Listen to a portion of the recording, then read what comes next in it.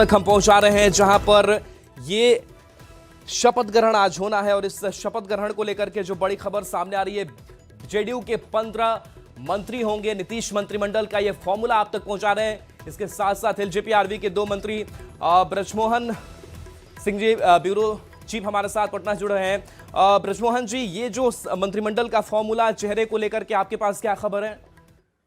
देखिए, जो फॉर्मूला तय हुआ है, यहाँ एनडीए सरकार जो बनने जा रही है, जो शपथ ग्रहण आज नीतीश कुमार लेंगे, उनके अंदर की जो तस्वीर आ रही है, इसमें विभिन्न पार्टियों को जो मंत्रालय मिलने वाला है।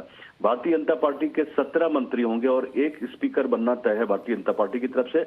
वहीं जदयू को 15 मंत्री मिलेंगे, एलजेपी आर को 2 मंत्री, एचएम जो हिंदुस्तान अवाम मोर्चा है, मांझी जी की पार्टी है, उनको 1, और आरएनएम जो उपेंद्र कुशवाहा की पार्टी है, वो 1 मंत्री फिलहाल मिलना तय है। तो कुल जो आंकड़े हैं 36 आंकड़े हैं। इसमें लगभग ये तय है, ये जो आंकड़े आपको न्यूज 18 बिहार झारखंड की तरफ से दिया जा रहा है, किस तरह से मंत्रालय का बंटवारा होगा Bharatiya Janata party, JDU, LJP, हम और आलम के बीच में, ये तस्वीर लगभग साफ हो गई है।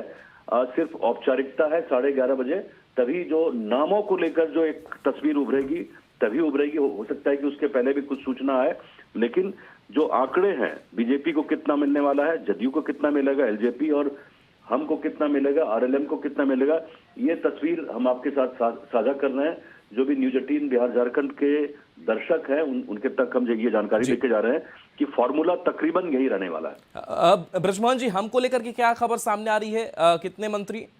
देखिए, हम के 1 मंत्री होंगे, राष्ट्रीय लोक मोर्चा के 1, एलजेपी के 2, जदयू के कोटा से 15 मंत्री बनने वाला है और बीजेपी से 17 मंत्री बनने वाले हैं।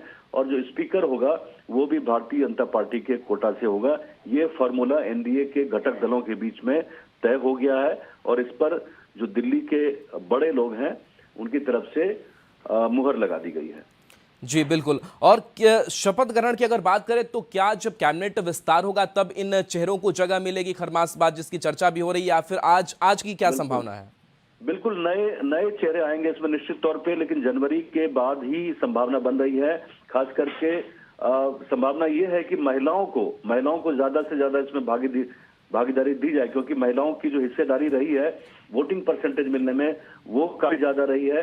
कुछ नए चेहरे भी आएंगे, निश्चित तौर पे कुछ युवा चेहरे आएंगे, लेकिन उसके लिए लोगों को इंतजार करना पड़ेगा। जी, स्पीकर की अगर बात करें तो स्पीकर को लेकर ही जो माथापच्ची है वो चलती रही, लेकिन बीजेपी के पास से स्पीकर का पद, इसके पीछे और क्या फैक्टर माना जाए? देखिए, बीजेपी लगातार, चूंकि नंबर्स भारतीय जनता पार्टी के ज्यादा हैं, सदन के अंदर में नंबर ज्यादा है, तो 2 चीजों को लेके थोड़ा सा कवायद चल रही थी कि गृह मंत्रालय किसके पास रहेगा, स्पीकर किसके पास रहेगा। तो सहमति यही बनी है। स्पीकर का चूंकि पद काफी महत्वपूर्ण है, सदन जब आप चलाते हैं तो स्पीकर एक बहुत ही की मेंबर होता है पूरे विधानसभा का, और स्पीकर की भूमिका बहुत अहम हो जाती है क्रूशियल मौकों पे। कुछ खास मौकों पे स्पीकर की भूमिका काफी ज्यादा महत्वपूर्ण होती है, इसलिए सहमति बनी है कि भारतीय जनता पार्टी की तरफ से ही स्पीकर तय होगा। ब्रजमोहन जी, एक जानकारी और लेना चाहेंगे। एलजेपी के खाते में 2 मंत्री पद जो है वो गया है, लेकिन जो 6 का फॉर्मूला जो सेट हो रहा था और 3 की चर्चा भी लगातार हो रही थी, इस पर चिराग पासवान मान गए? देखिए, सहमति हुई है तभी ये तस्वीर सामने आई है। एलजेपी की तरफ से और भी ज्यादा मिल सकते हैं, लेकिन अभी उसके लिए इंतजार करना पड़ेगा। अभी ये तो पहला शपथ ग्रहण है, उसके बाद से निश्चित तौर पे जनवरी के आसपास में बताया जा रहा है कि तिथि इस तरह की आ सकती है और इसमें फर्दर एक्सटेंशन होगा, जो नीतीश के कैबिनेट का एक्सटेंशन होगा उसमें निश्चित तौर पे। लेकिन अभी फिलहाल प्रधानमंत्री की मौजूदगी में गांधी मैदान, जो एक ऐतिहासिक स्थल है बिहार का, इसमें 36 के आसपास में मंत्री शामिल होंगे। जी, चलिए, कुछ चेहरों को लेकर भी कुछ ताजा खबरें आपके बीच अब तक सामने आ पाई है, क्योंकि अपडेट अभी हो रहे हैं लगातार नाम चेहरे। देखिए, चेहरों को लेकर अगर जदयू कोटा की बात करें तो कुछ खास जो सीनियर मंत्री हैं उनको लेकर कोई शक सुबह नहीं होना चाहिए। जैसे विजय कुमार चौधरी हैं, विजेंद्र प्रसाद यादव हैं, लेसी सिंह हैं, जमा खान हैं, ये सब मंत्री बिल्कुल तय है।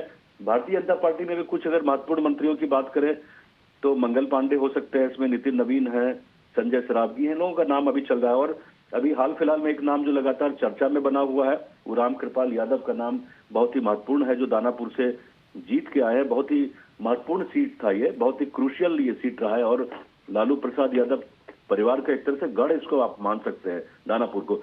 तो वहां से जीत के आना एक बहुत ही महत्वपूर्ण उपलब्धि मानी जा रही है रामकृपाल यादव के लिए। कुशवाहा इस बार अपने बेटे को सेट करने में कामयाब होते हुए नजर आ रहे हैं कि बाद में एमएलसी बना देंगे, उनको मंत्री जो पद है वो दिया जाए। स्नेहलता पीछे चली गई हैं।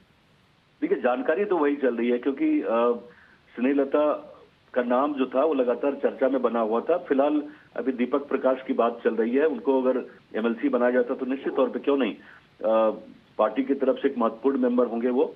और कुशवाहा जी पार्टी संगठन का काम तो देख ही रहे मजबूती से, और जिस तरह से एनडीए गठबंधन का हिस्सा बने हुए हैं, तो निश्चित तौर पे सबका फोकस यही है कि एक सेकेंड जो जनरेशन है उसको तैयार किया जाए। मांझी जी की तरफ से भी यही कोशिश होती रही है, इनकी तरफ से यही कोशिश है। हालांकि दो जो महत्वपूर्ण पार्टी है, भारतीय जनता पार्टी और जदयू की तरफ से, उनकी तरफ से कोई इस तरह की कोशिश बहुत हद तक नहीं दिखती है। नीतीश कुमार के ऊपर भी लगातार दबाव था, हम लोग सभी जानते हैं कि निशांत को पॉलिटिक्स में आगे लाया जाए, लेकिन हम लोग समझते हैं कि किस मिजाज के हैं मुख्यमंत्री नीतीश कुमार, तो उसी हिसाब से सारा कुछ हो रहा है। लेकिन जो छोटे रीजनल पार्टीज हैं उनकी तरफ से ये कोशिश लगातार होती है कि जो सेकंड जनरेशन, जो अगली पीढ़ी होने वाली है राजनीति में, उनको तैयार किया जाए, उनकी जो एक नई पौध है उसको तैयार किया जाए, जिससे कि आगे की जो राजनीति है, आगे की जो सियासत है पार्टी की, वो चल सके। जी ब्रजमोहन जी, एक चीज और बताइए। शैलेंद्र थोड़ी देर पहले खबर ब्रेक कर रहे थे कि बीजेपी कोटे से ज्यादा नए चेहरों की, नई चेहरे काफी ज्यादा जीत कर भी इस बार आए हैं। तो बीजेपी के संभावित चेहरे को लेकर के आपके पास कुछ और खबर हो? देखिए, संभावित चेहरों की बात अभी करने से क्या दिक्कत होता है कि शायद उनको दिक्कत हो सकती है। लेकिन जो महत्वपूर्ण नाम है, देखिए, अनुभव और जो एक नयापन है, दोनों का मिश्रण आप देखेंगे। भारतीय जनता पार्टी की जो मंत्री बनेंगे उसमें दोनों का मिश्रण निश्चित तौर पे रहेगा। लेकिन अनुभव को तरजीह दी जाएगी क्योंकि आप जिस स्तर का मैंडेट मिला है इसमें आपको डिलीवरी भी करनी है, इसमें आपको अनुभव भी चाहिए। अनुभव बहुत जरूरी है क्योंकि बड़े बड़े डिपार्टमेंट भारतीय जनता पार्टी को मिलने वाले हैं, तो उसको लेकर एक अनुभवी टीम जो है वो बहुत जरूरी है। और जिस तरह से पिछली सरकार चलती रही है, अभी जो मौजूदा सरकार अभी उसकी कार्य अवधि खत्म हो गई है, उसमें महत्वपूर्ण लोग थे। अभी भी लगभग मुझे लगता है कि महत्वपूर्ण जो लिस्ट है उसमें महत्वपूर्ण मंत्रियों की सूची अमूमन वही रहने वाली है। जी चलिए, बिल्कुल, तो चेहरे पर बाद में बात करेंगे। लेकिन एक जो 36 का जो आंकड़ा है, जो पूरी वैकेंट सीट है जो 36 है, वो लगभग इस फॉर्मूले से पूरी होती हुई दिखाई दे रही है। लेकिन अगर हम विभागों की अगर बात करें तो एलजेपी के खाते में कौन से विभाग जा सकते हैं? क्या बीजेपी कोटे वाले जो विभाग होंगे वही जाएंगे? विभागों के बंटवारे को लेकर के क्या समझ अब तक आ पा रहा है?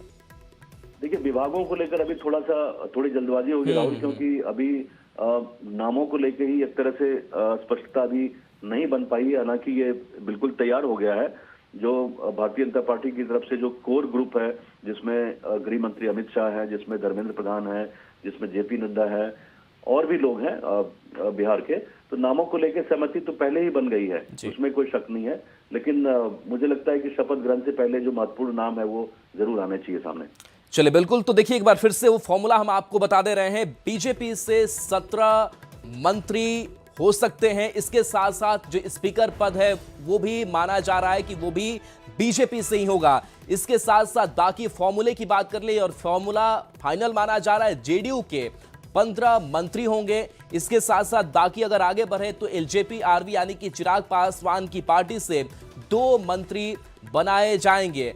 हम से 1 मंत्री को तय किया गया है, जो संतोष सुमन का नाम सामने आ रहा है। और आरएलएम की अगर बात करें तो आरएलएम को भी 1 मंत्री पद मिलना तय माना जा रहा है। स्नेहलता को थोड़ा पीछे किया गया इस रेस में, लेकिन चूंकि दूसरी पीढ़ी तैयार करनी है, ये भी एक चर्चा हो रही है। तो कुशवाहा के जो बेटे हैं दीपक, वो इस बार मंत्रिमंडल का हिस्सा बनने जा रहे हैं। हालांकि कुछ बाकी संभावित नामों की चर्चा करें तो कुछ वैसे नाम हैं जो लगातार सामने आ रहे हैं, लेकिन थोड़ी जल्दबाजी होगी क्योंकि जो फाइनल लिस्ट है वो भी सामने आ जाएगी। एक एक जो पुष्ट खबरें हैं वही हम आप तक पहुंचाएंगे। तो एक बार फिर से उस फॉर्मूले को समझिए।